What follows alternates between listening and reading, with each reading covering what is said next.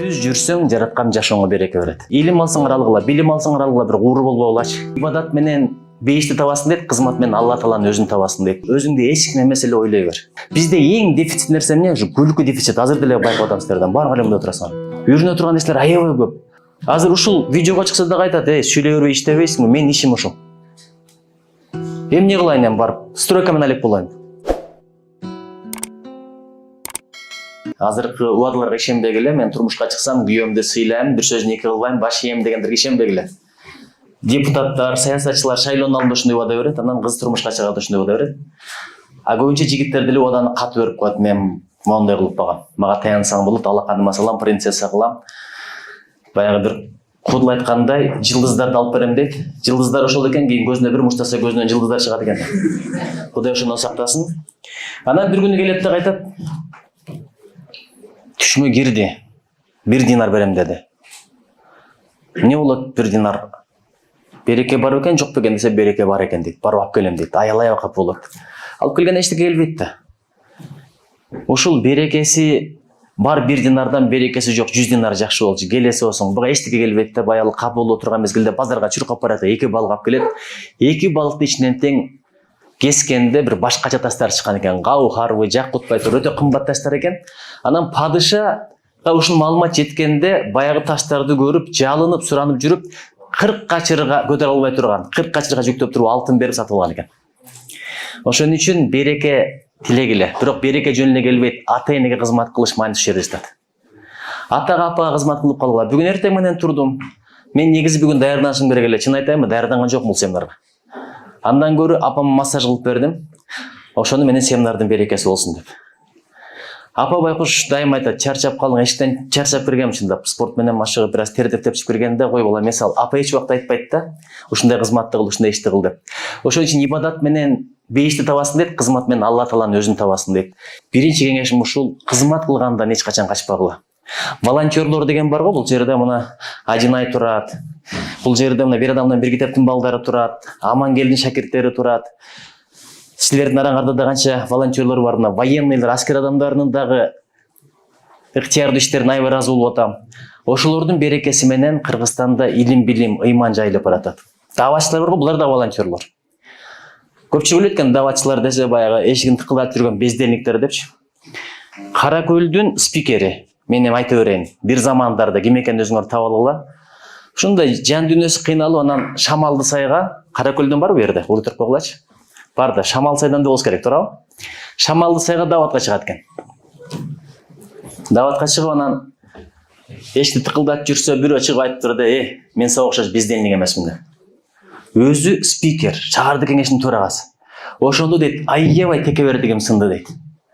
Мен өзүмдү хан ойлойт элем, элдин баары мени тааныйт деп ойлойт элем, көрсө кичинекей эле Кара көлдө таанымал экен, башка жакка чыкканда эч ким эмес экен деп. Ошон үчүн экинчи кеңешим ушул, өзүңдү эч ким эмес эле ойлой бер. Бул деген сөз такыр эле духуң менен түшүп кет деген эмес. Потенциалыңа ишен, өзүңө ишен, бирок мен башкалардан кыйынмын дебе. Качан уруш чыгат? Меники туура, сеники туура эмес дегенде уруш чыгат.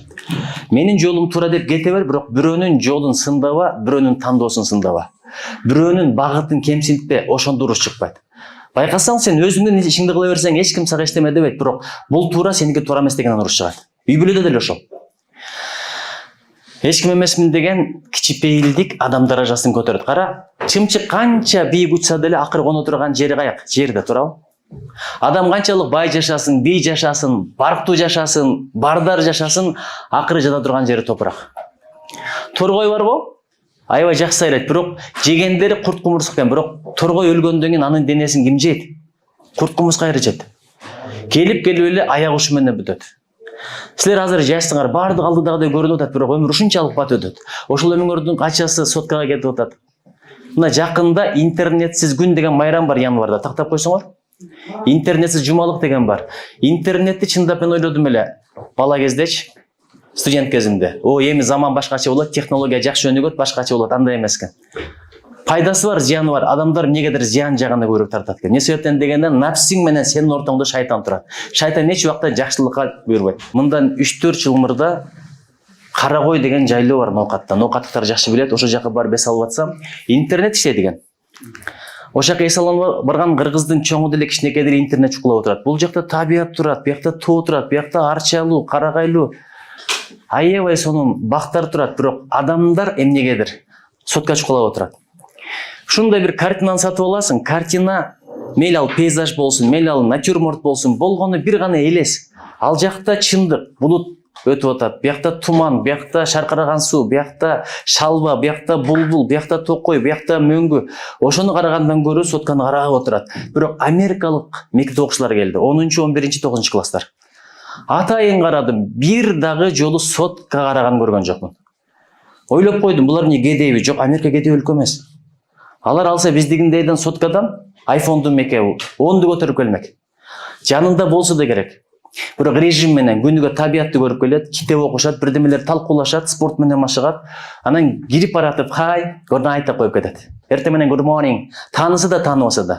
Тиштерин көрсөтүп күлүп турат. Бизде эң дефицит нерсе эмне? Күлкү дефицит. Азыр деле байкап атам силерден. Баары эле мында отурасыңар. Эмне мынча? Бул табият бирде кар жаса, бирде туман болсо бат-бат эле ачылып турат. Кыргыздын кабагы ачылбай койду, байкасаңар. Бирок күлөт десе ушундай каткырып күлгөн мода. Бир тойлорго барсаң, же болбосо аш жеп отургандарды көрсөң, көчөдө ха-ха деп күлгөн жаратканга жакпайт экен. Байкасаң, мындай шайтандар кинолордо ха-ха деп чыгат, байкасаңар. Же желме кыздар ха-ха деп. Ошол нерсе жакпайт экен, бирок жылмайган жаратканга жагат экен. Жылмайган ошол жерден ошол жерге чейин 1 сантиметр ушуну көтөрүш өтө кыйын болуп калды. Андан оңойрогу ушул жер тырыштырыш керек да, сөзсүз түрдө. Тырышкан бойдон жазылбай калат. Сен тырышсаң жашоосага тырышат. Сен жылмайсаң жашоосага жылмайт. Ошон үчүн дагы бир кеңешим ошо жылмайган үйрөнөлүшү. Жылмайган эл болгонубуз жакшы. Мына мисалы Амангел чет өлкөдө окуп келдим, туурабы? Не болсо деле жылмайып турат, туурабы? Жокту дагы no please деп айтат. Бирдеке десең деле no I cannot sorry дегенде деле. Япондор ано соокано шотто вакаранай кана. Жок дей албай кыйналып берет да байкуштар. Жок деп коесуң. Билбей. Ушундай шаарга жаңыдан келген азыркы эми GPS ушулар туура. Бир убактарда билбейт элек да, буяка кантип барат, жана Асалымбек университети кантип барат десең, билбейм. Билбейм дедим го. Сурагандан жүрөң зырылдап калат, байкасаң. Ар түрдүү менталитет бар. Мисалы, Кара Суу деген район бар. Кара Суу район Кыргызстанда эң чоң район. Базарга жакын жайгашкан. Ал жакта содалашат. Таксиске барып туруп, канча десе 200 десе уялбай туруп эле айтат, 50 сомго жеткизип коесузбу деп. 200 сом. Анда да урушпайт. Жакшы эле пул, жакшы эле акча кичине кошуңда отуруп, ошентип отуруп 200дөн 120га түшүшү мүмкүн. Бирок ошол нерсени бизге келип айтып көрчү. 200 десе 50 сомго апарып коюш дечи, уга турганын угасың. Ошон үчүн менталитет такыр башка, адамдын көңүлү. Бирөө бир жолу барып алып туруп, диалект деген бар. Ар түрдүү диалект Кыргызстандын бул бактысы. Бул биздин байлыгыбыз. Япондор ошон менен мактанат. Биякта Кансайдыкы бар, тиги жакта Токионуку бар, бир жакта Конбанва десе, бир жакта Конбанва. Айырмасы чоң. Бир жакта оң жак менен чыкса лифттен, бир жакта сол жак менен түшөт. Ушунчалык айырмасы бар, бирок ошол биздин байлыгыбыз дейт. Бул бөлүнүүгө себеп болбош керек. Бөлүнүүгө эч бир себеп болбош керек. Бирөө келип алып айтат имиш, баягында колесаңыз бар, эмне баллонун ишире турган деп коет имиш.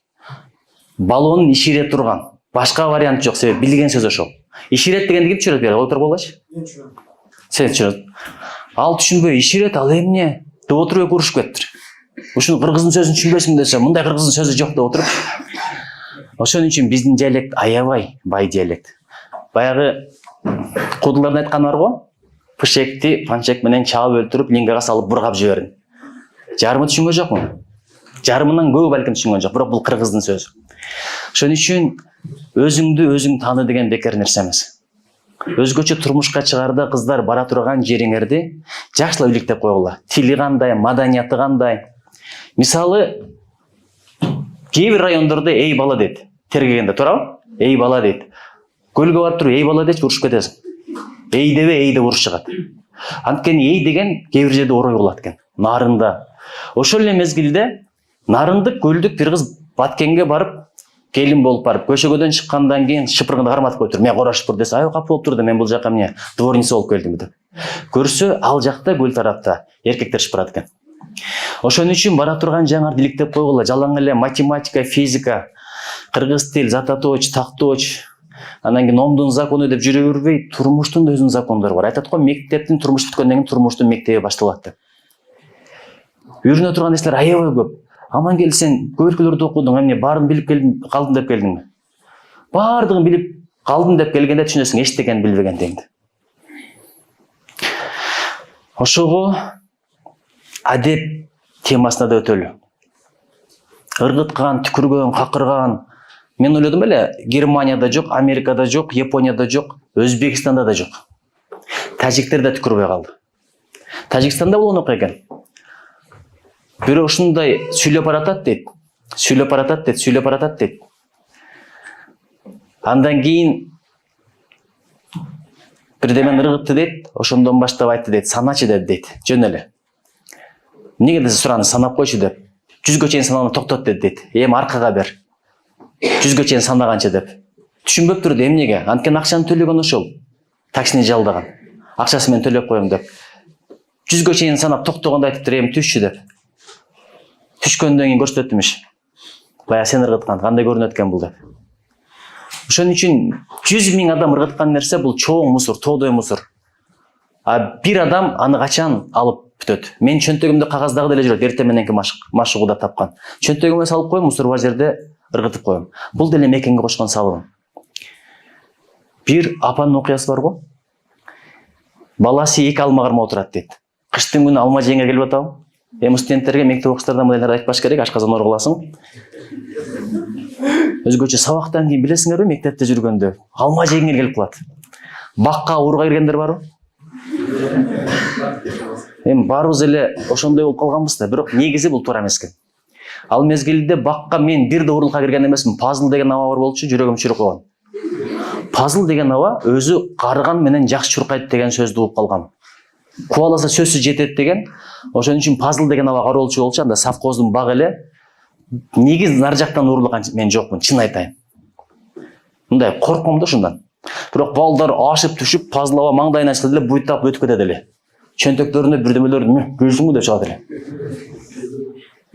Ошол нерсе каныбызга сиңип калыптыр. Японияда жүргөндө, япондордо билесиңер, метрого киргенде билет менен кирет.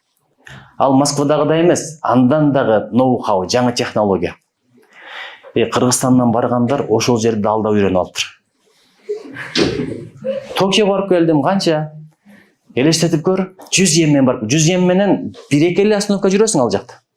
Эми 100 йен деген ошол мезгилде 30 сом болчу. Токиого Осакадан, Кобеден 100 йен менен барып келдим. Мен кантип барып келдим? Мынтип эле барып келдим. Көрсө, ал жакта адамдар метрода аябай көп жүрөт, билесиңерби? Анан баягы контрольныйдан өтүп аткан мезгилде колуна бир сумка отуруп алат экен. Мен да ошентип ойлоп, сумкамды берип койчу. Сумкам кайда? Алдыдагы японго мындай такайт экен. Бирдекени бул жака коймуш болот. Байкабайт аны баягы тикетти ойлойт да көп жолдон колдона турган. Японго таккандан кийин баягы жабылбай калат экен. Акырын өтүп кетти, болду, ошо менен Токиого кетти. Ал жакта бир жолу кирип алсаң поездге, кан тамыр сыяктуу. Кан тамыр сыяктуу, элестетип көрсөң, биринен түшүп, бирине которулуп кете бересиң, болду. Чыкпай кете бересиң, башка жерден билет алыштын кереги жок. Бир жолу Фудзиямага ошо жакта кыргыз бала менен бардык, ал да ошондойдун мастер экен. Мен дагы айтты, өтүп кетебиз. Мен айттым, койчу. Жүрөгүм тартпайт. Анан эң аягында эл көп жерден чыгабыз десек, эл аз, экөөбүз эле чыктык. Эмне мага такап алып чыгабы? Экиин деп койткан станциядагы адам мындай карап турат. Анан чөнтөктөрү мынтимиш болуп, анан чөттөнү жогот ийдим деп атпайбы? Десе байкуш японец кайсыл станциядан түштүң эле деп атпайбы? Десе кыйындыгын кара, ошондо мурдагы станцияны эстеп коюптур. Анан бул станция десе, канчалык узак кетсең ошончолук кымбат да. Канчалык жакын болсо ошончолук арзан. Анан айтты эле ошону акырын төлөп койду, дагы деле бир 200 йен менен жетип алды ошо жака. Бирок бул баатырлык эмес. Чынын айтайын. Түз жүрсөң, жараткан жашооңо береке берет. Бир жактан ушундай кыянаттык кылсаң, 1000 жактан тешик бар, ошол жактан чыгып кетет. Булардын баардыгын биз аябай баатырдык катары айтып беребиз да. Мен Япон керебет сырында жазганым бар го. Япондорго мындай тамашалап түшүндүрө албайсың, мындай, кандай болот деп суроолорду бере берет, ошон үчүн мындай тамашалап алгыла. Менин агам, жакшы эле, жакын эле агам. Студент мезгилинде акыркы акчасына бир нан, бир көк чай алып жеп атам дейт. Бул болгон окуя. Япон керебет сырында бар, окугандар бар, кой турсуңар. Булар билишет, калгандар билишпейт, айта берейин. Ошол жерде эмне кылышты билбей, курсагым ач, башкалар дейт, бир манты заказ берип, бир лагман заказ берип, ушундай ашказаным курулдап атат дейт. Бир убакта мындай карасам, мындай жаш, азыр ойлоп көрсөм, доорондой жигиттер окшойт, табылдыдай, жакшылыктай, мындай келишкен жигиттер келди. Жаш, бирок ийгиликтүү жигиттер экени көрүнүп турат дейт. Колунда бар. Советтик учурда 80 жылдары. Анан келди дагы дейт. Оны кыз менен таанышып керек эле ошол деп тараштырып атат дейт. Көрсө ошол жерде тамак саткан кызды жакшы көрүп калган бирөөсү экен дейт. Анан айтып атат дейт. Силер жакшылап заказ бере бергиле деп баягы жигит кыздын көзү көрүнүп койсо керек да, мындай симпатичный кийинип алган дейт, жасанып алган дейт, анан щедрый болуп көрүнүп койсо кыз киши көңүл бөлүп калабы деген ой да. Бир убакта дейт, бардыгы заказ берип алгандан кийин мынча десе дейт, андан да көптү берип, 2 эсе берип туруп, балким 1,5 эсе берди. Кыз байкуш акчаны санап, сдачтын берсе, чоңго сдачтын кереги жок, чай ичип кой деп кетип атат дейт. Алар барып отурган жакка мен дагы жарым навайнанымды, бир чайнек көк чайымды көтөрүп алып барып отурдум дейт. Тигилердин жанында аралашып эле дейт мындай. Эч ким байкаган жок. Алар болсо сүйлөшүп атат дейт. Сонун кыз экен, таанышып алыш керек эле. Чото мага жагып жүрөт. Ушуну айтып аттым эле силерге деп. Билесиңерби, досторго айтып бербес керек, бирок айтып койду дейт. Анан бир убакта алар чыкканда мен да кошо чыктым дейт. Чыгып көздөн кайын болгондо кайра келип кыздан сурадым дейт, сдачты берсин деп атат дейт. Кыз баягы көзүн алайтып эле байкуш санап берди дейт. Анан кийин нар жакка барып алып туруп, лагман менен мантыны мен жедим муга чиркин. Десе буяктагылар мала десе сен тегирменге салса бир кап буудайды сүйрөй чыгасың деп мактап атат. А японго муну айтып берсең таң калат. Кантип? Чындап эле? Түшүнө албайт да, эч түшүнө албайт мына тамашаны. А биз түшүнүктүүбүз, анткени мындай нерселер биякта да болуп турат, биякта да болуп турат. Ошон үчүн Японияда жүргөндө ушунчалык көнүп калып турмун. Жанагы дегенде бир дүкөнгө кирем. Дүкөнгө кирип, баягы велосипедимди байлап кирем, аябай карап кирем, бирдекесин алып кетпесин деп. Анан бир дүкөндөн чыгып, экинчи дүкөнгө киргенде пакетимди көтөргөнчө кирем. Ошо дүкөнгө дагы бир урдап кетет да, бизде билесиңер да. Алардын ар бир велосипеддин алдында коробкасы бар, жана үкөгүч, ошол жака салып коет, корзинкасы. Анан карасам алар таштап эле кирет экен. Анан бир күнү өлүп кетсин, былай не болот дедим дагы, биртке алгандарымды таштап кирдим, эми урдасы урдап кетсин деп. Чыксам ошо бойдон турат. Адамдар ары бери кыйма чийме өтүп атат. Караган бир жан жок. Бара-бара толтуруп туруп атайын таштаган күндөрүм болду. Алып кеткенге ыраазымын, садага болсун. Антип садага берем десең, Японияда садагаң өтпөйт, эч ким албайт. Бир күнү атайын толтуруп туруп түндөсү кетип калдым бир жерге, велосипедимди байлап туруп. Эртеси келсем эч ким алган эмес. Велосипедти байлабай кире баштадым. Эч ким кереги жок сен велосипедиңди ал жакта. Бир жолу велосипедчен кетип атсам, бир полицейский кармап алып айтып атпайбы? Бирдекелер сүйлөп атат, же эчтеке түшүнбөй, мына япон тилин билбейт элем. Анан бир убакта координаторубузга телефон чалдым, акылыма келип туруп. Юко-сан, проблема, полицейскийге өтүшүп калдым дедим. Полицейский мындай мени токтотуп алган менен жини келгендей эмес да. Деп бирдемелерди англисче билгендерин шыбырап коет. Анан бир убакта телефонду берсем, кайра мага которуп берди. Мына велосипедиңдин кагазчасы барбы, ошону да тактап кой, кокус бирдеке болуп жоголуп кетсе, кийин биз издейбиз, таппай кыйналбайлы деп ошону эскертип атып турбакчы. А бизде болсо түшүнбөсө жүрчү немеге. Жүрүн. Милиция бөлүмүнө кеттик, паспортумду көрсөт, шмон. Эми мен милицияларга жаман айткым келбейт, бирок ошондойлор дагы бар. Ошонун бардыгы өлкөнүн даражасын түшүрөт. Ошондон кийин бир дагы инвестор келбейт, ошондон кийин бир да бизнесмен келбейт, ошондон кийин бир да турист келбейт. Ошентип жүрүп, ушунчалык беймарал болуп калыптырмын. Бул жакка учуп келатканда акыркы энди долларга алмаштырып алайын деп өкүнүп калдым. Анткени аэропортто, бизде билесиңби, аэропортко барсаң арзан алат. Бияктадан кыйла айырмасы бар. Эмнеге? Анткени айлаң жок бересиң. Бизде айлаң жокпу? Өткөндө уча албай калган экен, туурабы? Самолет. Бир миңдеген адамдар жүрөт дейт, ошондо аябай балдарды көтөрүп дейт, мындай кылбаш керек да. Ошол кыянаттык, ошол ага береке деле болбойт, жакшылык деле болбойт. Кымбатчылык болуп атканда дагы мурда сактап койгондоруңдун баасын көтөрбө дейт. Бирөө айтып атат. Бизде бая продукт кеңири турат, азыр аябай кымбат болуп атат, ошону сатып ийиши кантип. Мурдагы эле баасы менен сатчы. Биз кантип жейбиз десе, эл сатып алган бага кайра сатып алып жей беребиз деген экен. Бул ким? Ошо Азирет Умар болсо керек эле. Ошого нар аэропортуна жетип аткан мезгилде ушунчалык Кыжылат болдум, эми ал жакка барганда ушунча эним арзан эле долларга кетип калабы. Анан бардым. Барып алып туруп бир сыра кыдырдым десем, бардыгында бирдей курс, кудум шаардагыдай. Деп таң калып берип туруп анан алмаштырайын десем, алар жөн эле кабыл албайт да. Ушундай кылып туруп кабыл алат. Анан айтып атпайбы? Сизге кандай доллар керек? 50 долларлыктарбы, 1 долларлыктарбы, 5 же 100 долларлыктарбы деп ооз башылып калбады. Анан ойлонбой туруп 1000, 100, 1050 десем, ар бирин кабыргасына элек долларларды санап берип, алганыңызга чоң рахмат, содаңызга чоң рахмат дей берип кичин жүдөт. Эми ошого көнүп алып турмун алар менен келген. Эми Кыргызстанга келерим эле бирөө мынтсе. Элестетип көрсөң? Туурабы? Тиякта Европада деле машина токтогондо сиз рахмат айтып атат, мынтипчи. А сен азыр ошентип көрчү токтогондо мынтипчи. Крышасы кетип калып турго дейт бизде. Крыша кимде кеткен? Өзүбүз билбейбиз да. Ошон үчүн таза болгулачы. Уурлукту ойлонбогула. Уурлук менен байган адам жок. Байкасаңар, уурлук кылып миллиардтар топтогон менен түрмөгө бир түшкөндөн кийин Алирда кетип атат, бул триллион доллар менен кайра калына келбейт. Акчасы кетип атат, штраф. Нар жакта парасына канча берет анан бере ала билет.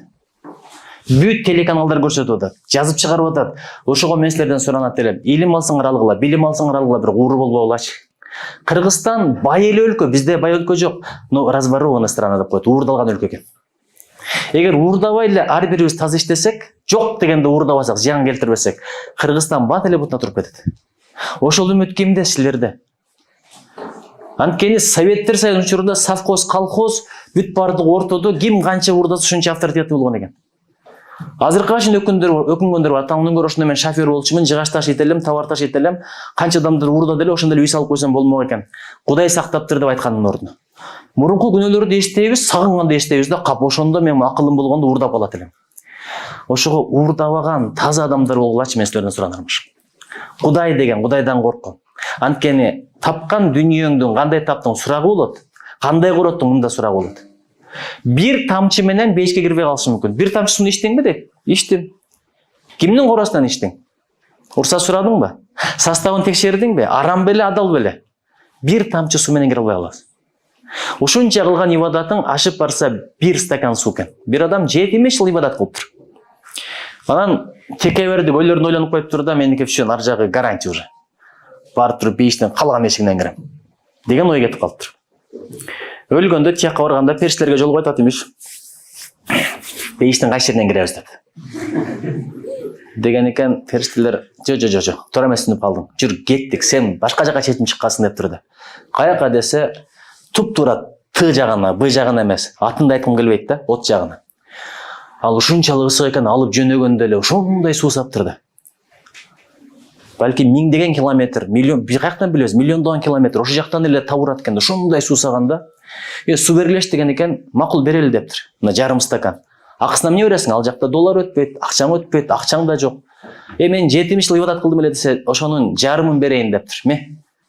Ичтиби, ичкенден 1 метр өтпөй кара суу саптыр. Суу бергилеш дептир. Дагы жарым стакан алып келип туруп берген экен. Акысына эмне бересиң десе, калган жарым берем дептир ибадат. Сенин 70 жылдык ибадатың 1 стакан суунун нематына, берекесине төп келбейт экен. Ошону ичип туруп, анан кете берип, ушундай жакындаганда жөн эле сабак болсун деген экен, ибарат болсун деген экен, кайрап келип беш киргизген экен. Ошон үчүн бирдеме кылганда кыйратып койдум деп айтпагыла. Өткөндө Саид Баюми деген бир тууганыбыз бар. Жолдойго тааныс да?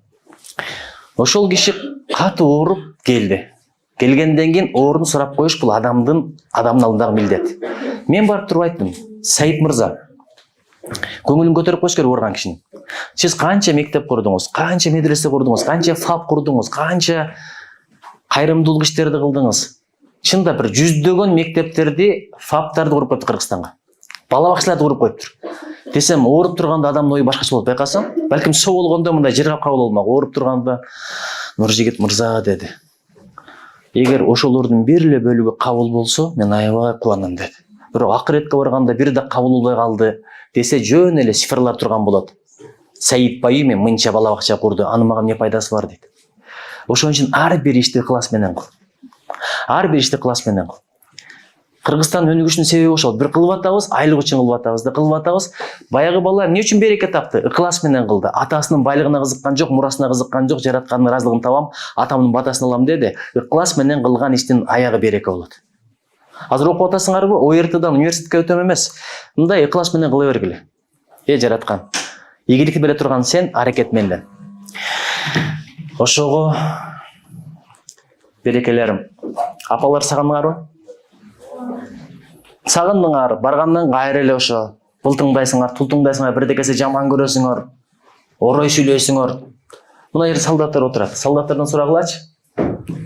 Айылда жүргөнүңөрдө апаңар тамак жасап, бир жака чыгып баратканыңарда тамак жеп ал десе, анан жейин деп.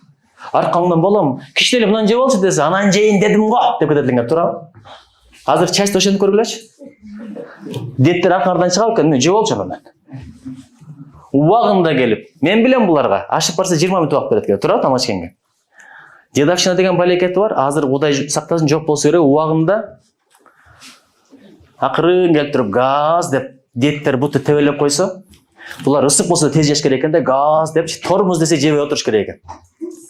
Эрмектешет да. Кээ бирлери нарушение кылгандыгы үчүн силерден чоңдор, азыр деттер жок болсо керек, бир мезгилде келесиңер, туурабы? Ал мезгилде деттер эмне кылат эле? Нарушение кылгандыгы үчүн тамакты ачтып коет эле.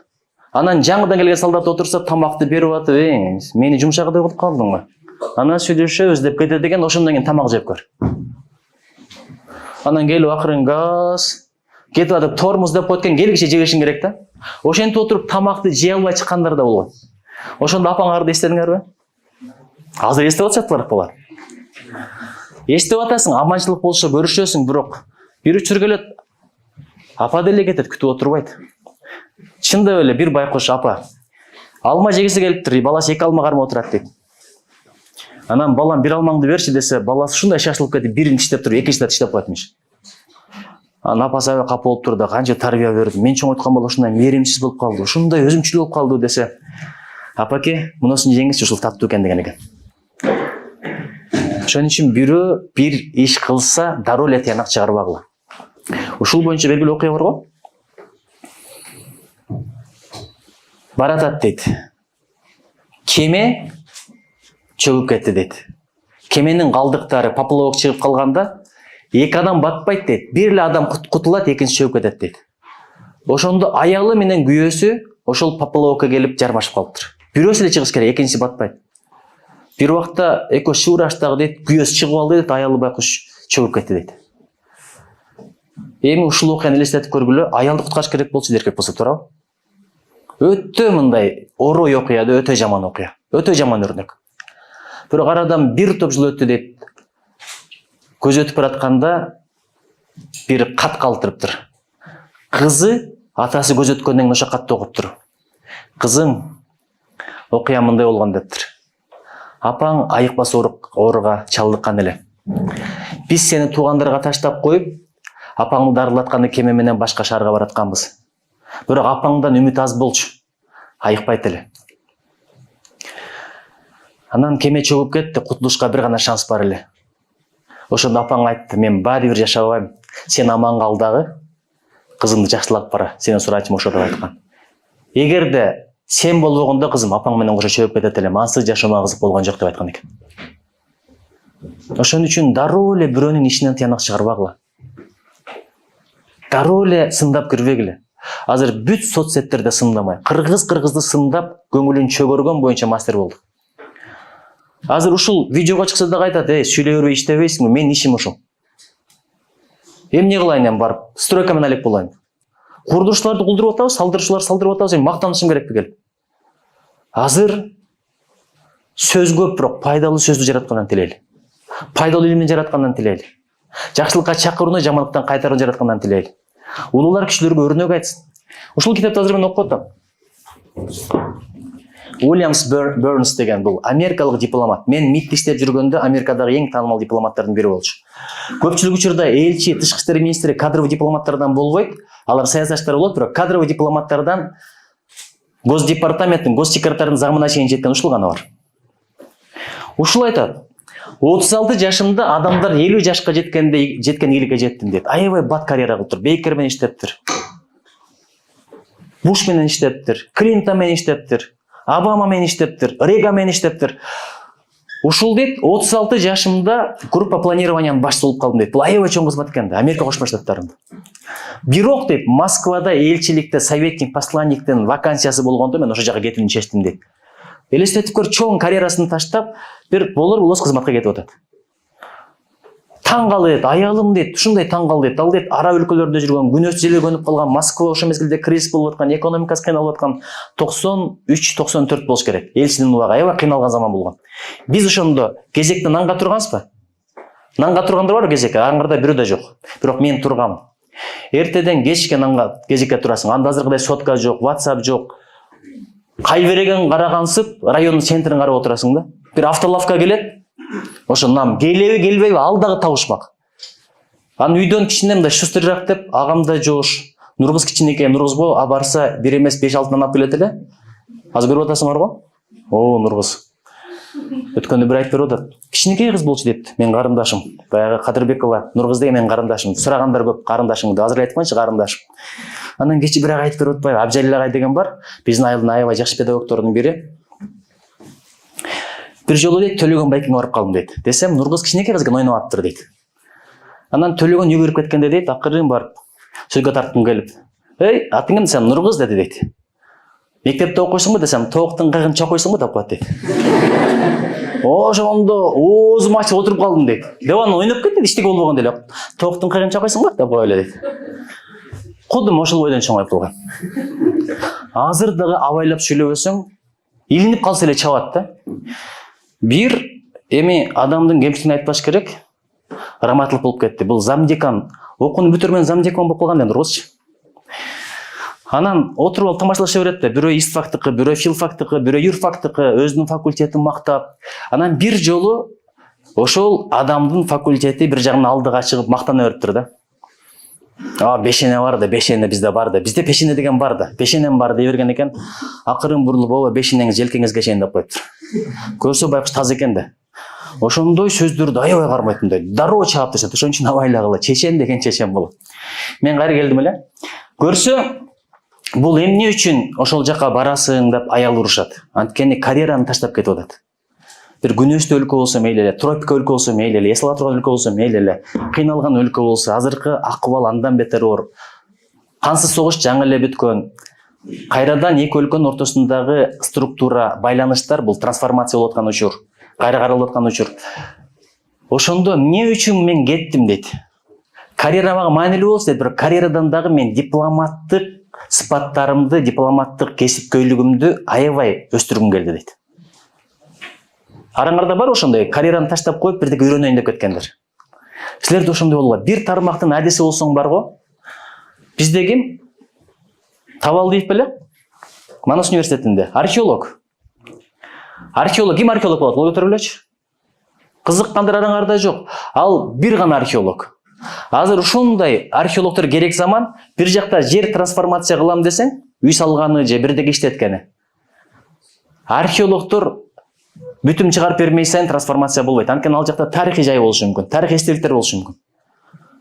Айла жок, акча төлөп археологдорду жалдайсың. Ушул кишини жалдагандар аябай көп. Акчасы толтура, каалаган учурда акча табат. Бир тармактын эң мыктысы майын чыгарган ошол үчүн бул талаада калбайт. Силер кайсыл кесипти тандабы майын чыгар. Кичинеге юрист, кичине борец, кичине боксер, бизде ошондойлор көп. Алтай бокска барган. Анан дагы 1 жыл борьбага барып койгон, дагы 2 ай каратеге барып койгон. Мен агам айткандай 5 жылдан кийин жалпагын жалпак, талпагын талпак бойдон бесип өтүп кетесиңер. Ошон үчүн бир жакты тандадыңбы майын чыгар.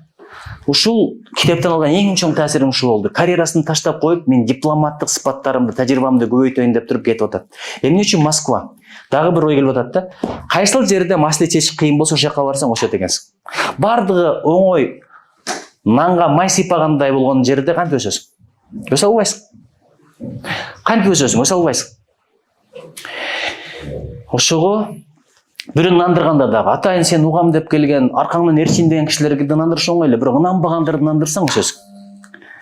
Ошого берекелерим. Силерден үмүт аябай чоң. Илимди алгыла, спорт менен да машык кыла. Руханий жактан да өскүлө, Кудайды тааныгыла. Жаратканга жакындай бер, анткени бизге көздү берген, сөздү берген, тилди берген, акылды берген, ден соолукту берген ким жараткан? Бирдеке десе эле биз светтик өлкөбүз. Светтик өлкө деген атеисттик өлкө эмес. Американ президенттеринин сөзү God bless America деп бүтөт, туурабы? Алла Таала Американы колдоо деп эле бүтөт. А бизде аны колдонсоң эле чыгат. Биз светтик өлкөбүз, светтик өлкөбүз. Ошон үчүн жаратканы бизге жар болсун. Кудайым колдосун, Кудайым коргосун, Кудайым жолдосун, сөзүбүздү өтүмдүү кылсын, жүзүбүздү нурдуу кылсын. Анан жигиттер, атайын ОРТга даярдаганы келдиңер. Максатыңарды белгиле. Максатты жоготсоң, баарын жоготосуң. Кыздар, силер дагы. Азыр келдиңер. Анан көзүңөргө бир жаштынакай кыз көрүнүп калса, ОРТны унутуп калып сүйүүмөн алек болуп кетпегиле. Шундай сүйүү популярдуу да, эмнеге? Анткени бүт видеоклиптер ошо жөнүндө. Видеоклипте, роликтерде, сериалдарда аябай красиво да, кол кармашып жүргөн, мороженое алып берип, эко сүрөткө түшүп, селфи кылып, тоонун башына чыгып, ырдап, деп кыйкырып. Өзүң ошентип көрчү, бир күндө жадайсың. Акчаң да жетпейт. Ошон үчүн бирөө кетип атып, чөнтөгүндө акчасы жок экен да. Өзгөчө Оштон келгендер отуруңдарчы. Оштон келгендер. Ошто кыз менен сүйлөшкөн аябай опасный. Анткени кетип атканда лөлдөр алдыган чыгат да, байкасыңбы? Бериң, садага бериң. Жок, акырын айтсаң, жок, бериң, аркаңа эркек алат. Качсаң кол айткычы эркең, бересиз, алдыңа кадимкидей эле жвачка чайнап туруп алат. Берсең да бересиң, бербесең да бересиң. Тигиге тамак алып берейин деген акыркы акчаңды бересиң, майда алып албасаң, ошоңду берип коюп анан кийин жөө кетесиң аржака.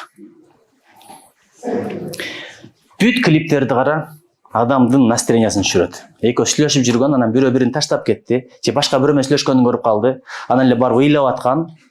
Апасы байкуш эшигин тыкылдатып аткан, ачпай, кет деп ыйлап аткан. Секирем деп аткан, өзүн өзү өлтүрөм деп аткан. Өлсөң өзүңдүн шоруң. Мен бир чыгармам бар, ошо капалы келсем болмок экен. Өзүңдү өлтүрүп, өлсөң жандан айрылып, жакшы көргөн кызың келбейт, кайрылып деген. Чыны болуп туруп, барып туруп бир окуя бар экен да. Эмне үчүн кыздарды алдыга өткөзөбүз десе, мындай алдыга өткөзөсүң го мындай. Биринчи кыздар өткүлө, ал сен кир, ал тыным депчи. Ал үйлөнгөнгө чейин, үйлөнгөндөн кийин туруп бияка. Эркек. Өзү негизи биздин адеп боюнча эркек алдыда жүрүш керек. Ал международный протокол башка. Эмне себептен дегенде, аял киши аркасында эркек кетип атса, баары ыңгайсыз болот, билесиңби? Чалынып кетип. Бизде айылдарда ушундай, мындай бир кыз кетип атса, мындай турган балдар, байкасаң мындай. Ушундай тургандар байкасаң, деп коюп, мындай узатып коюшат, бияктан тосуп алып, байкуш чалынып кетип атат. Ошол жерден тосуп алып, көз менен аягына чейин уятып коюшат. Ой, кылчу. Мындай отуруп алгандар бар эми, алар туура ойлогон. Бияка келип алып сүйүү ошондо башталат. Үйлөнөсүң го сүйүү ошондо башталат. Ак никеси сүйүү болбойт. Ага чейинкисинин баардыгы шайтан рекламасы. Ан келип алып селфи кылып, моя любовь деп чыгарып атасың, айланайын. Эртең бүрсүн ал башкага тип, сен башкага үйлөнүп алсаң андай болот анда. Бирөө бар, ошондой эми атын айтып эздадым. Эми башкача айтып коеюн, Мираида деп коеюн. Мираида деген ыр чыгарып, аранжировка заказ берип, ты меня одна, ты нужна как воздух и вода деген ырларды кылып атты эле. Мираидасы башка бирөөгө тийип кетти. Анан өзү башка бирөө менен сүйлөшүп, анан үчүнчүсүнө үйлөндү. Аябай жакшы болгон жок. Мен айткам, не айланайын, жөн эле жүрсөм, спорт менен машык, илимиңди ал, билимиңди ал. Өзүң компромат даярдаба. Сен бул жака жөн келген жоксуң. Бул жака максатың илим алышпы? Илим ал. Ал жак илимдүүрөөк болуп кет. ОРТга чыкканда жүзүң жарык булгудай болсун. Эмне үчүн мен муну китепти алганчы келдим? Секреты жизни в корейском стиле. Бул жакта ОРТтан өтпөй калган аябай чоң уят иш экен да. Көп жаштар өздөрүнө өздөрү кол салат экен. А силер өзүңөр кол салбагыла. Не кыласыңар? Мен билем, ОРТтан өтпөй калып, бирок аябай ийгиликке жеткен балдар бар. Тескерисинче мотивация, канчалык сыноо келсе ошончолук күчөгөн адам бар го, жаратканга жагат. Бул жараткандын сыноосу. Ничего? Дагы бир раунд бар, 2 раунд бар. Өткөндө коргоо министри менен сүйлөшүп отурсам, мен кеч окууга тапшырдым дейт. Кеч окууга тапшырдым, бирок менден мурда бүткөн коллегаларым, курбуларымдан алдыга кеттим дейт. Береке деген ошо болот. Азыркы ген прокурордагы бир университетте, бир факультетте окуганбыз, көзүмө чал көрүнөт эле. Бул 70-жыл болсу керек. Биз 70 эди, биз менен чогуу окуган, бир эле курс алдыда өткөн. Бирок кара, ошон үчүн жараткан берекесин берсин. Силер илим алгыла, билим алгыла. Баары бир атаң, апаң өзү таап берет. Же жараткандан дуа кыл, туура бирөөгө жолуктур деп. А келип алып бияка кыздарды карап отурасың. Кечинде барып китеп окусаң деле баягы кыздын сүрөтү мээңде тура берет. Китеп окуганда айтырсың, намаз окуганда деле көзүңдү жумсаң баягы кыздын сүрөтү да жөн эле оозуң кырып атат. Ошон үчүн бирөө-бирөөгө кеңеш берген. Кантип бактылуу жашайм, канткен адашпай жашайм дегенде акылман 6 кеңеш берген экен. Биринчиси, намаз окуп атканда, ибадат кылганда жүрөгүңдү сакта деген эстеп койгула. Бирөөнүн үйүнө барганда көзүңдү сакта. Чын бирөөнүн үйүнө барып алып, мынтип отурасың, мынтип ананда. Тияңда эмне бар, эмне белиң канчадан? Ишиң эмне? Бирок азыркы заманда эч ким таң калтыра албай калдым, мурда ошондой болчу. Адамдардын арасында тилиңди сакта. Ойду тону сүйлөй бербе, ушак сүйлөй бербе, бирөөнүн көңүлүнө орто турган сөздү сүйлөбө, уруш талаш чыгарба деген сөз бар. Түшүнүңөр да, жүрөктү сакта, көздү сакта, анан тилди сакта деп коет. Тамак жеп атканда ашказанды сакта. Биз ашказанды сактаганды билбейбиз.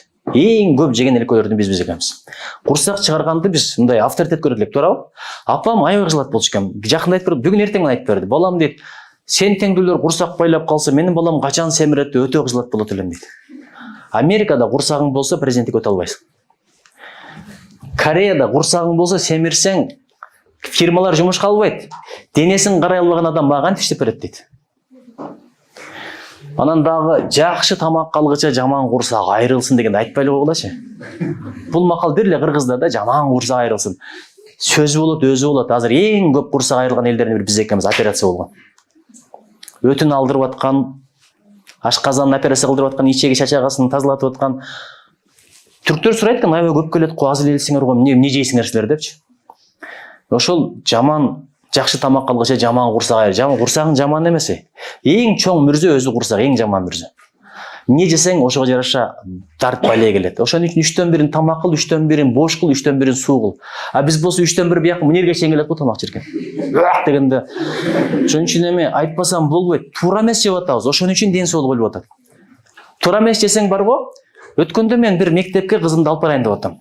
Азыр жөнөкөй эле мектепте окуйт, эми баары бир кызымдын келечегин ойлонот экенсиң. Мен мурда ойлойт элем, кызым эл катары бүтсүн, жанымда жүрсүн. Өзүң кызың киргенде башкача экен. Эми мейли чет өлкөдө окуйм десе деле ошого даярдайынчы деп барсам, бирдекени айтты ошо мектеп. 9:30 кеч уктабасын деди. Калганы биздин ишибиз деди.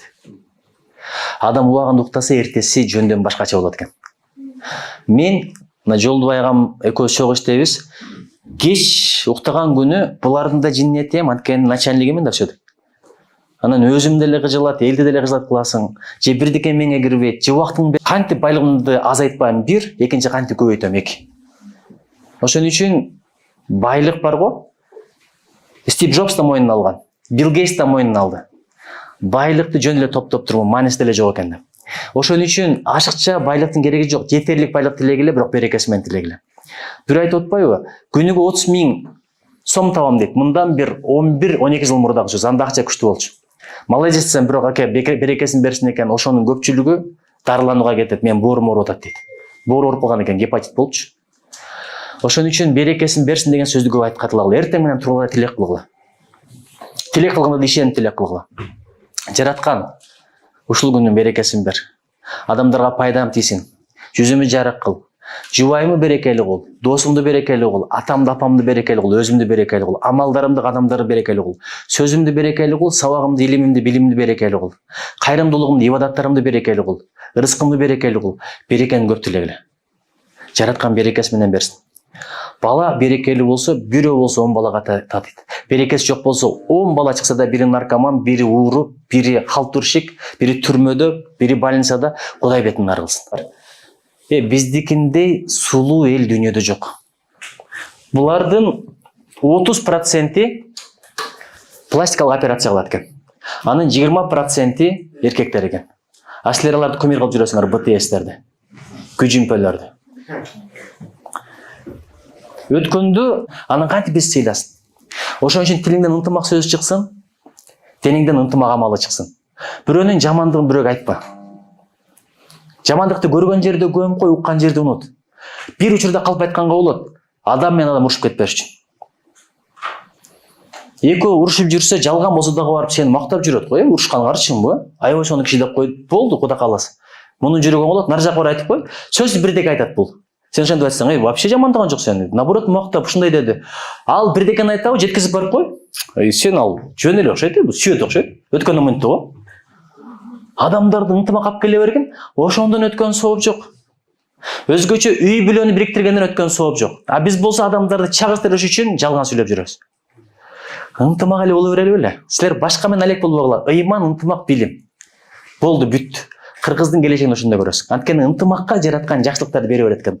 Ырыс алды ынтымак деп бекер айтпайт. Ырыскысы бар элдин ынтымагы түгөнбөйт деп коет. Ынтымагы бар элдин ырыскысы түгөнбөйт деп.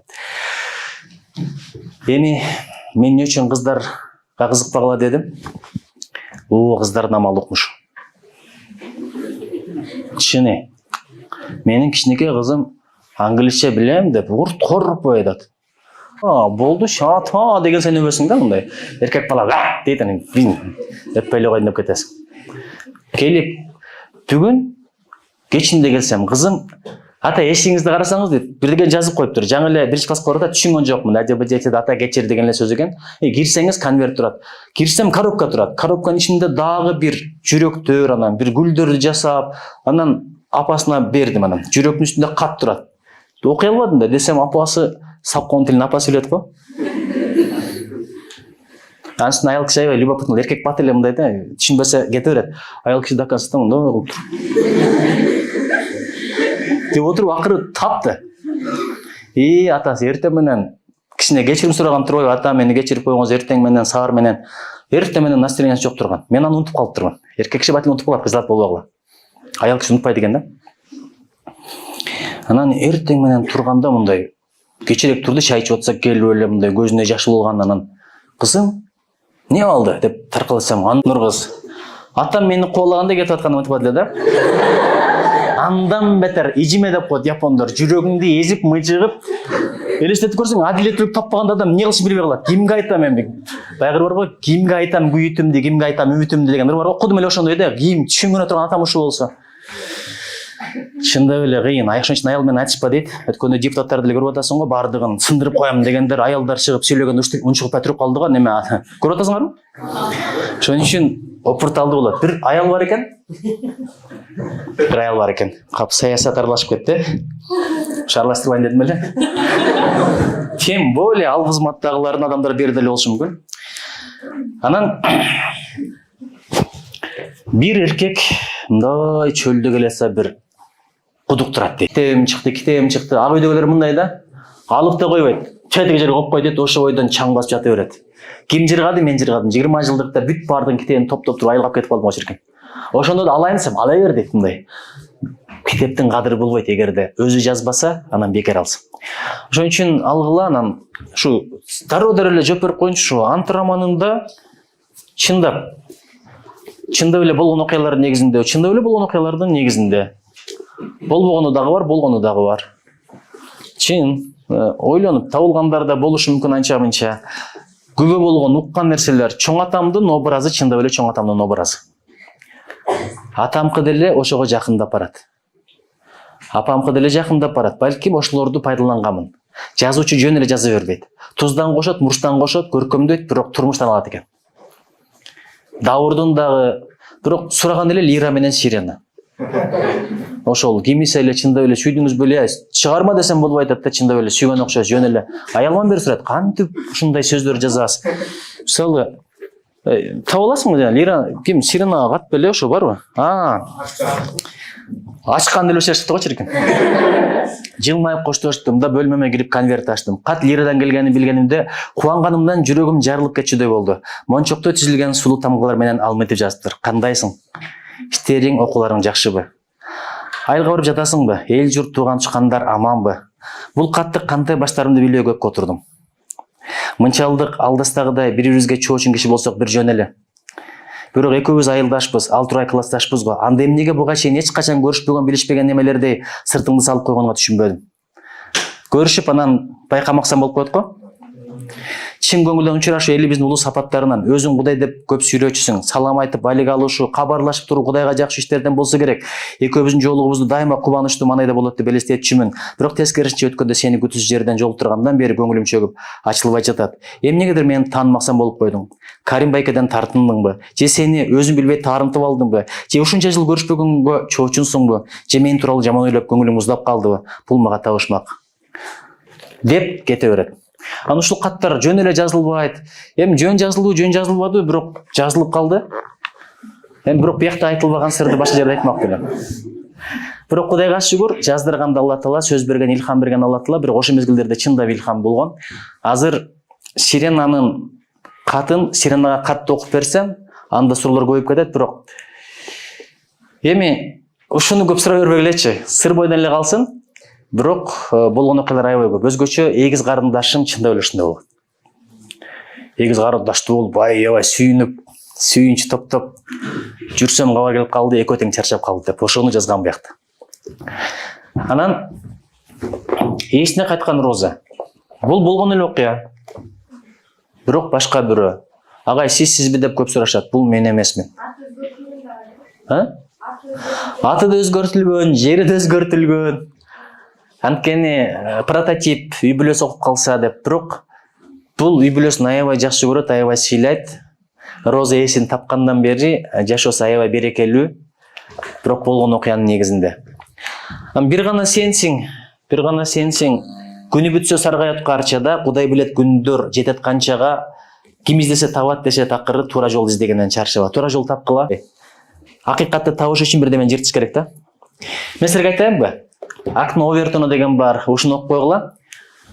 Көпчүлүгү потолокту бетондон экенин билет да. Ошон үчүн потолокко жеткенден кийин дальше кете албайм деп ойлойт экен. Ошол жерде токтоп калат экен. Сен аң сезимиң токтосо бар го, өзүң өспөй каласың. Мен ушул жерге келишим керек десең, андан ары эмне кылсаң да кете албайсың. Бүргөлөрдү эксперимент кылып көргөн, Кадимки эле банка бар го? Бүргөлөрдү салгандагы үстүн жаап койгон, бүргөлөр бийик секирет да банкадан. 3-4 банкадан бийик секирет алар. Бирок секирет, баягы жерге тие берет, секирет, баягы жерге тие берет. Болду, андан бийик секирбей калат экен. Бир күнү банканы алып койсо деле ошондон бийик секирбейт экен. Силер ойлогула, потолок бетондон эмес, потолок айнектен. Түшүнүңөрбү? Сындырып коюп дальше кетиш керек. Андан кийин потолок турду да. Анан ушу Япониядан келатканда аябай кызык абалда калгам.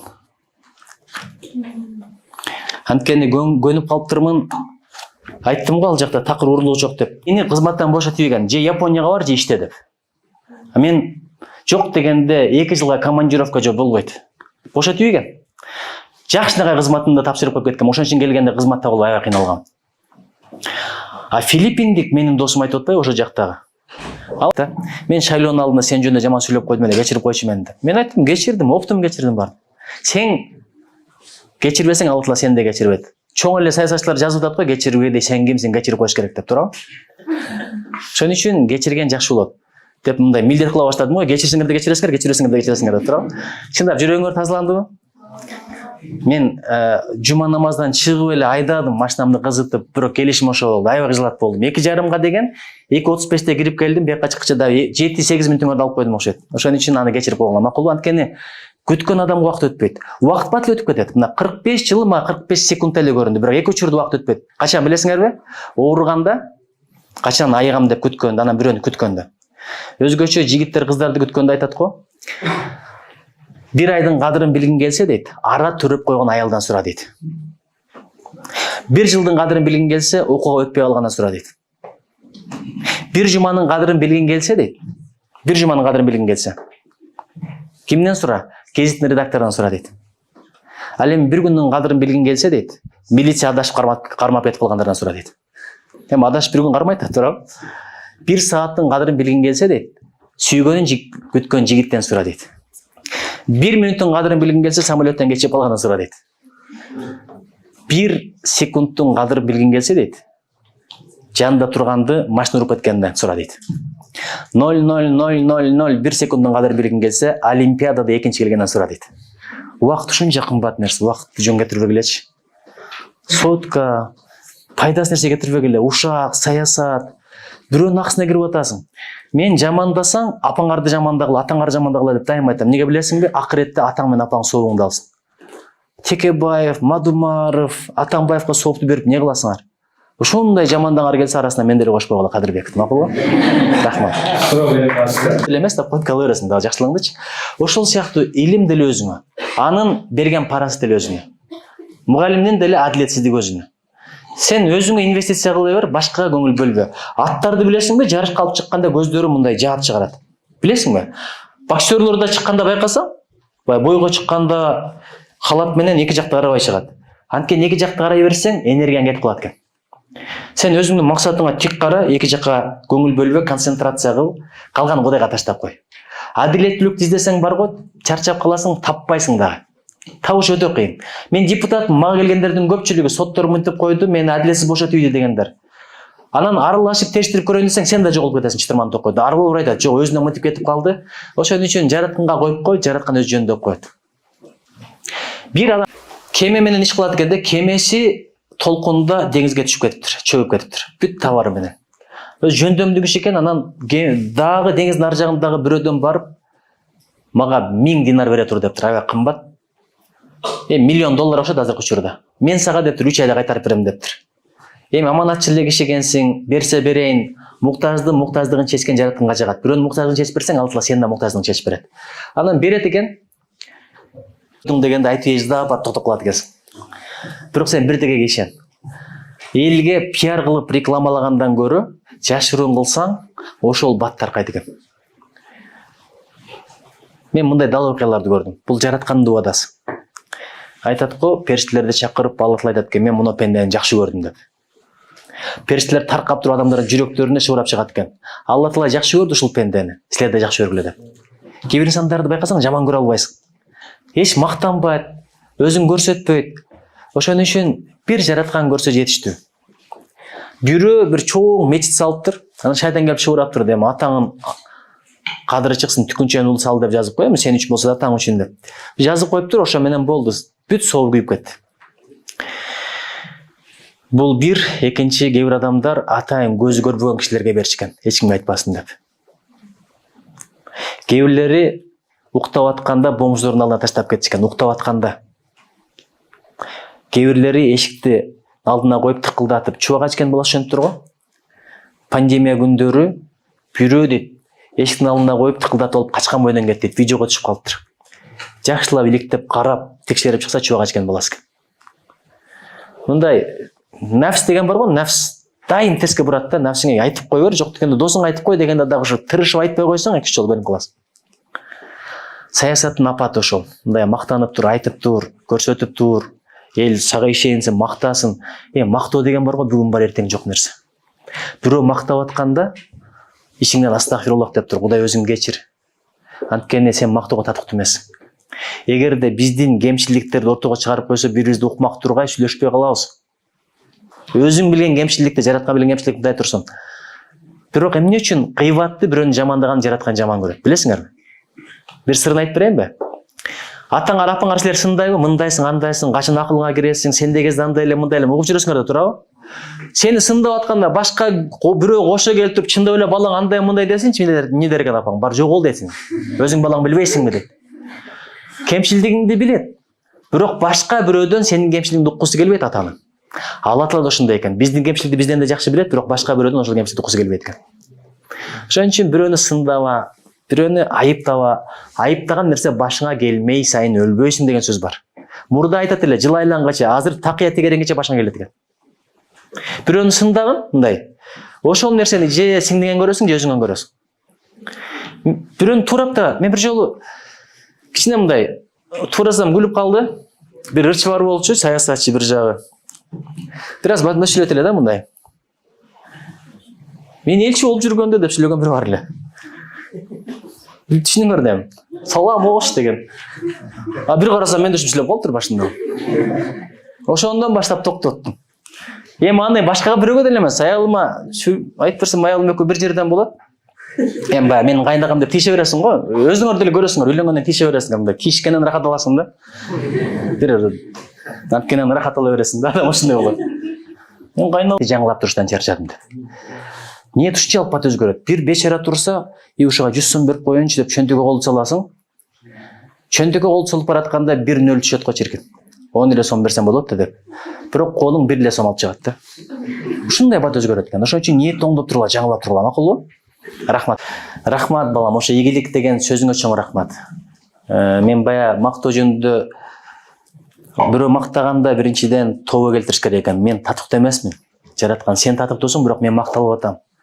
Ушуга тобо келтиришкен экинчи жаратканым ушул үчүн мени азаптабы деп сураныш керек экен.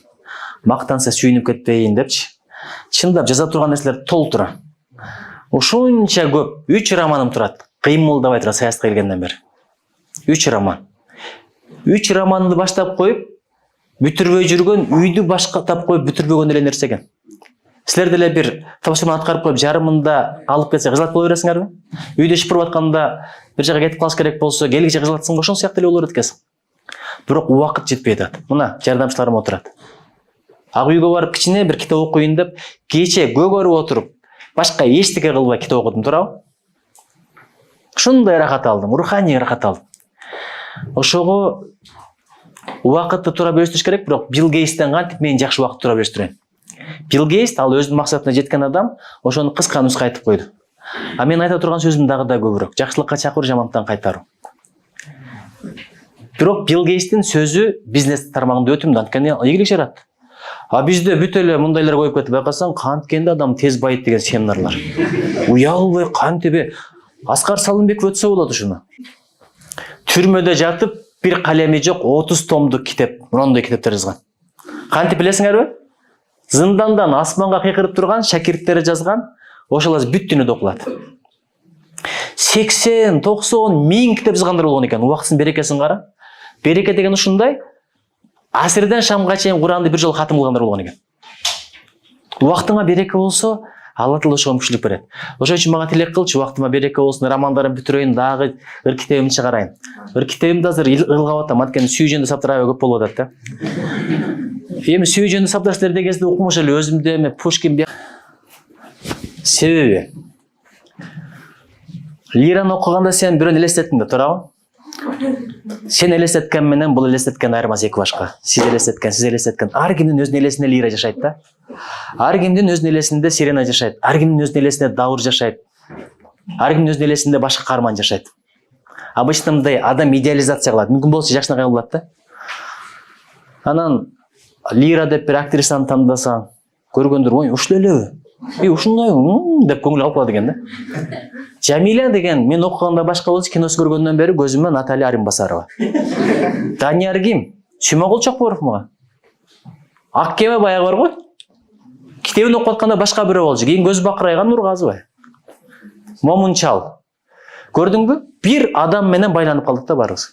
Ошон үчүн Габриэл Маркес Жалгыздыктын 100 жылы деген китеби бар. 100 лет одиночества. Ким окуган? Бул Нобель сыйналган китеп. Ошону голливудтуктар сурайт, кино кылып тарталы деп.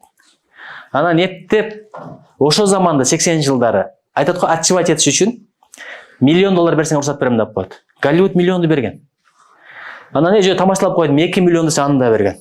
Ошондо точно баш тарткан да, бул осы акчадан кыйналган киши болгон. Себеби дейт, менин каармандарым ар бир адамдын элесинде, фантазиясында өз-өзүнчө жашай берсинчи.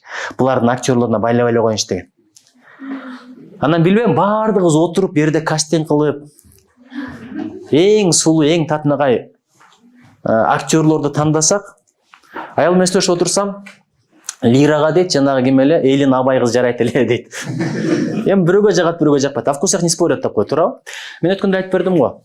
Бирөө аябай жакшы көрүп калыптыр да. Хандын баласы Кедейдин кызын. Тим эле башын жоготуп коюптур баягы. Кинодо, клиптегидей болчу. Башын жоготуп, атын айт десе, бутун айтып калган экен. Атасы эми мейли бир бар көрүп келейинчи, чүрөк кыз окшойт деп барса, каратып, көзү кылыйган бирдеме экен. Анан келиптир да, айланайын, ушуну канча жакшы көрдүм десе, ата дептир да, менин көзүм менен карабайсыз, менин көзүм менен депчи. Ошон үчүн ар ким өзүнүн көзү менен карайт. Бирок идеальный көрүнгөн менен каарман, бирок спектакль койдурайын деп атам, бирок спектакльге бара бербейт да, туурабы? Эгерде коебуз десе ага каршы болбойт элем. А киного азырынча билбейм, Голливуд уруксат сураса деле, Голливуд деле билесиңби, Жамиляны тарткан ким көргөн Голливуд? Голливуддун Жамилясын көрдүңөрбү беле? Бир көргөндө эле көңүлүң калат да. Данияр бар го, чачын хвостик кылып жүрөт. Элестетип көрсөң, шинель кийип алып, хвостик кылып, таластырып колап чыкмайт ошондо эле. Ошо мезгилде. Хвостик кече жакын эле чыкты. Ушундай себептери бар. Менин аябай баалаган чыгармам ушул, буга мындай кызгантып мамиле кылам. Рахмат.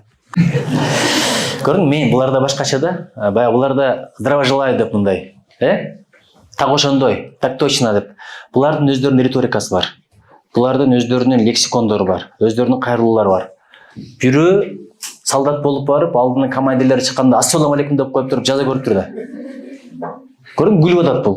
Ассаламу алейкум деген экен, жүрчү бияка деп туруп тарбиялап туруп, эми кандай учурашабыз деген здраво желаю деп калып турду. Анысыңарындай балам, адамдын курсак ачат го, руху да ошондо ачат. Байкайсыңарбы, рухуңар ачып калабы кээде? Адамдын денеси кымбат, бүт денеге менет кылып атабыз. Эмнеге менет кылсаң ошо өсүп кете берет экен. Топуракка менет кылып отуруп, азыр асман тиреген үйлөр пайда болду. Мындай карасаң баары эле топуракта, туурабы? Темирге менет кылып отуруп, темирлер асманга учуп калды. Самолет, дрон дегендердин бардыгы. Бирок адамга менет жок болуп калды. Европада биринчи орунда аялдын укугу экен, анан иттин укугу, куштун укугу болуп отуруп, 5-чи, 6-чы эркектин укугу экен. Иттери ооруп калса, больницалар бар экен кадимбиде кабыл ала турган. Прачечтер бар экен иттердинчи, маникюр, педикюрлар бар экен. А бирок бомж көчөдө жатса атта коюп кете беребиз. Адамдын кадыры ушунчалык кетти да. Эмнеге менет кылсаң, ошонун кадыры жогору болот. Ошонун баасы өсө берет. Эмне үчүн продукт өсүп атат? Бүт оюбуз, пикирибиз канткенде жакшы жашайм, канткенде жакшы жейм, ошон үчүн өсүп атат. Адамдын кадыры түшүп атат. Мурда дейт, адамдарды түшүп элек, буюмдарды пайдаланат элек дейт. Надырбек Алымбеков. Азыр дейт, адамдарды пайдаланабыз дейт, буюмдарды түшүп калдык дейт. Ошого рухту толтуруштун бир эле жолу бар. Маданият, адеп, ыйман. Билем, силер спорт менен машыгасыңар, денеңер физикалык өнүгүп атасыңар. Сабактарыңар бар, саясий сабактарыңар бар, билем. Силердин акылыңар өсүп атат, бирок руханий ачкачылык бар. Мен силердин командириңерге чоң рахмат айтам. Эшикти ачып берди. Китепкөй деген долбоордун башталышына себеп болуп берди. Атайын команда түзүп, конкурстарга катыштырып атат. Бүгүнкү жибергенге да чоң рахмат. Каякта турат? Командир бар биякта? Рахмат сизге. Санжар мырза. Айтасың. Бир эле нерсе бар го, жалгыз нерсе болсо кадыры аябай бийик болот. Эмне үчүн жан кымбат? Анткени жан жалгыз эле да. Бир алынгандан кийин, бир өткөндөн кийин болду, каяка калына келбейт. Ата ушунчалык кымбат, себеби бир эле ата бар да. Апа ушунчалык кымбат, бир эле апа бар. Тил да ошондой. Жүрөк да ошондой. Өпкө да ошондой. Мекен да ошондой, бир эле мекен бар. Дүйнөдө бир эле талас бар. Бир эле Айгүл тоо бар. Бир эле Теңир тоо бар. Бир эле Долон бар, бир эле Су көл бар. Бир эле Кыргызстан бар. Жүрөктү кандай сактасаң, атаны кандай сактасаң, апаны кандай барктасаң, Кыргызстан да ошондой баркта. Кыргызстан сени сүйөм деген менен Кыргызстанга сүйүүңдү алдый албайсың. Керек мезгилде жаныңды бергенге даяр бол. Бир мекен үчүн бере турган бир жан даяр болсун. 5 кыз бир чал жөнүндө кино бар. Мекенди кантип коргогон? Орустарды көрдүңөр беле? Азори здесь тихий деген, туурабы? Ошон үчүн мекенди сүйгөнгө балдар тарбиялайлы. Мен ошон үчүн тил маданиятын, маданиятты, улуттук маданият, тилди парламентте көбүрөөк көтөрүп атам. Туп-туура айтат. Аял кишиге деле мен сени сүйөм десең далилде дейт, туурабы? Бала деле далилде дейт, мындай шоколад берип, гүл берип, подарок берип далилдейсиң. А булар ошончо убактысын, малын, жаны курбанчылык кылып, армияга келип, мекенге болгон сүйүүсүн далилдеп атат. Бирок мен силерге бирдеке айтайын, ниетиңерде, ыкласыңарда башка нерсе болсун. Азыр билем. Армияга келмейсең, прокуратурага бара албайсың, туурабы? Милицияга кире албайсың, туурабы? Мен келечекте милиция болом деп келсең, бул жөн эле шифра. Бирок мекен үчүн деп туруп, жараткан ыраазылык үчүн деп келсең, ар бир басканын, турганын, дем алганын, тамак ичкенин бардыгы сооп болуп жазыла берет. Мекен үчүн берилген жан Куда калбаса тозоготун көрбөйт. Мекендин четинде уктабай чыккан көз да тозоготун көрбөйт. Ошон үчүн силердин кызматыңар, даражаңар ушунчалык бийик. Аскерин сыйлабаган эл өзүн сыйлабаган менен барабар. Чоң рахмат балдарым келгендерге. Бар туурабы, илимдин доктору болсо болот экен. Сиз 20 канча жашыңызда болдуңуз PhD? 27 жашында PhD болсо болот экен. Анан айыл тилине бүтүп келип, орусчаны, англисчени, немисчени үйрөнсө болот экен. Мындай мотивация адам көргөндөн кийин ошол нерсе өрнөк болуп, жолуга түшүш жеңил болот экен да. Ушул сөздөрдөн бир аз жакшы калоонун немис тилинде айтып берип коюңузчу, сураныч. Жок, мен немисче окуган жокмун. Мен англисче, түркчө окудум. Ошондуктан мен түркчө айтсам түшүнбөйсүң, англисче айтканда бирок мен айтам негизинде жанагы айтып атат. Жакшы бир суроо болду, аны жок айткым келет, жанагы бир жигит же кыз чыктыбы, айтпадыбы, мен ушундай жанагындай кээде жамсынып калат өткөн. Чоң рахмат. Анда акырын жыйынтайлы, рөхсат берсең, жакшылык мырза. Рахмат, урматтуу ректор мырза, улукбашыбызды кичи кылып келгениңизге. Негизи мен чындап айтып атам, мындай биздикиндей татынакай жаштар дүйнөдө жок. Силер айтып атасыңар, муну жөл айтып деп, бирок мен чындап айтып атам. Ойлогула, анан кийин ага келип алды, барын карап отурат экен деп. бирок мындай бир караганда эле да биздикинде жакшынакай маана, жакшынакай аура, жакшынакай нурдуу жүздөр өзгөчө, биздикиндей кыздар дүйнөдө жок. Муну Каримов да айткан. Каримовдун 93-жылы филармонияда сүйлөгөн сөзүн карасаңар, ошондо болгон окуну айтып баратат да, чыгып бараткан мезгилде алдынан кыргыздын кыздары чыкканын көрүп бир мытып өткөндө доклады бар болуш дейт. Докладын таштап коюп кыргыздын аял заты жөнүндө сүйлөгөн. Ишенбесиңер, архивден табып койгула. Чындап татынакай, бирок мына тил үйрөнгүлө. Бир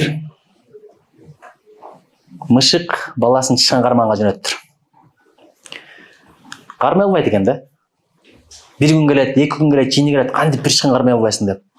Анан эмне кылып атасың десе, ошол чычкандын ийине барып чакырып атам, кантсе мяу деп чакырып атам дептирди. Келесо, арыстан гүрүлдөсө чыгышы мүмкүн. Кой маараса чыгышы мүмкүн, уй мөрөсө чыгышы мүмкүн, бирок мяудан коркот чыкпайт дептирди. Анан арадан 3-4 күн өткөндөн кийин кармап келипти бир чыкканды. Кантип кармадым десе, ав десем чыкты дептир. Десе, көрдүңбү, башка тил үйрөнүш керек деп коет дейт. Анан мен англисче силер түшүнө турган бир анекдот айтып берейин. Японияда жүргөндө япондар айтып берген. Япониянын Мори дегенди эсимде жок, бир премьер-министр болгон экен, англисче билчү эмес экен да. Анан Билл Клинтон менен жолуга турган болот экен. Клинтон аялы ким билесиңерби? Хиллари Клинтон деген. Билл Клинтон менен жолукканда башында сый-урмат болот, адеп болот, how are you деп коюңуз дептирди. Анан ал I'm very nice, I'm fine, thank you very much. And you деп айтканда сиз me too деп коесуз дептир. Анан машыгыптыр. How are you, me too деп.